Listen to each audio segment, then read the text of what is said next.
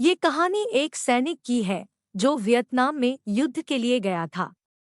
युद्ध समाप्त होने के बाद जब उसके घर लौटने की बारी आई तो उसने अपने माता-पिता को सैन फ्रांसिस्को से फोन किया।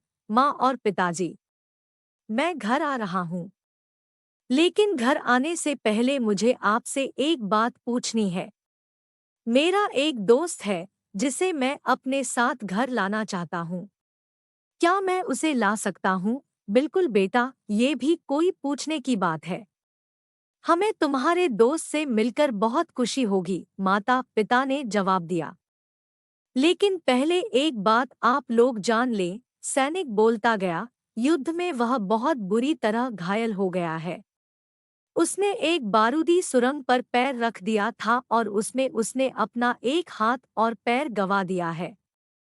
उसके पास कोई जगह नहीं है जहां वो जा सके, इसलिए मैं उसे अपने साथ रहने के लिए लाना चाहता हूँ। उसकी यह बात सुनकर उसकी माँ बोली, बेटा, तुम्हारे दोस्त के बारे में जानकर हमें बहुत दुख हुआ। हो सकता है हम उसके रहने के लिए कोई जगह तलाश कर सके। नहीं माँ, मैं चाहता हूँ कि वो हमारे साथ रहे। लेकिन बेटा, अब पिता ने कहा, तुम समझ नहीं रहे हो कि तुम क्या चाह रहे हो। इस तरह का अपाहिज व्यक्ति हमारे लिए कितना बड़ा बोझ होगा। हमारी अपनी जिंदगी है जीने के लिए और हम नहीं चाहते कि इस तरह की कोई भी परिस्थिति हमारी जिंदगी में दखल दे। मेरे हिसाब से तुम्हें अकेले घर आना चाहिए और अपने दोस्त को वहीं छोड़ देना चाहिए। वह अपनी जिंदगी जीने के लिए कोई न कोई रास्ता निकाल ही लेगा। सुनकर उस सैनिक ने फोन रख दिया। कुछ दिनों बाद उसके माता-पिता को सैन फ्रांसिस्को पुलिस से एक संदेश मिला, जिसमें उन्हें बताया गया कि उनके बेटे की एक बिल्डिंग से गिरकर मौत हो गई है। पुलिस के हिसाब से ये एक सुसाइड केस था। दुखी माता-पिता ने तुरंत ही सैन फ्रांसिस्को के लिए फ्लाइट बुक कराई और वहां पहुंच गए। वहां उन्हें शहर के मुर्दाघर ले जाया गया ताकि वे अपने बेटे की पहचान कर सकें।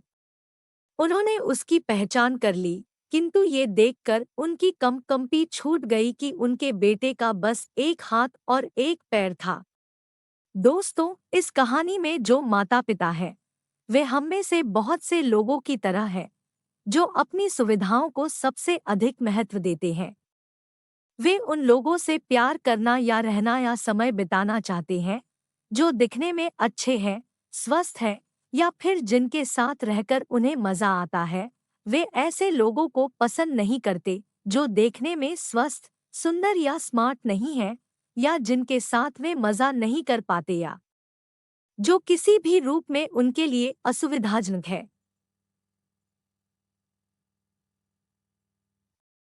वे ऐसे लोगों से दूरी बनाकर रखते हैं, लेकिन कभी-कभी उनके इस व्यवहार के कारण उनके सामने ऐसी परिस्थितियां उत्पन्न हो जाती है जब उन्हें पछताना पड़ता है।